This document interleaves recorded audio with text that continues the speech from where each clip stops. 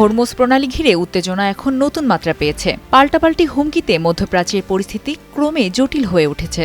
মার্কিন president Donald ট্রাম্পের Hormuz প্রণালী অবরোধের হুমকির জবাবে কড়া বার্তা দিয়েছে ইরান। দেশটির সর্বোচ্চ নেতার জ্যেষ্ঠ সামরিক উপদেষ্টা মোহসেন রেজাই বলেছেন, যে কোনো নৌ অবরোধে যুক্তরাষ্ট্রের ব্যর্থতা নিশ্চিত।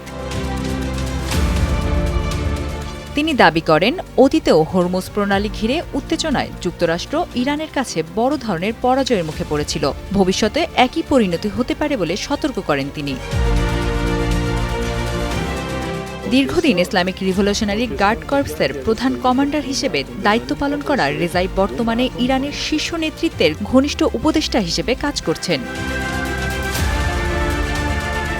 নৌ অবরোধ প্রসঙ্গে তিনি বলেন, ইরানের সশস্ত্র বাহিনী যুক্তরাষ্ট্রের এমন কোনো পদক্ষেপ বাস্তবায়ন করতে দেবে না। দেশের কাছে এমন অপ্রকাশিত সামরিক সক্ষমতা রয়েছে যা যে কোনো হুমকির জবাব দিতে সক্ষম।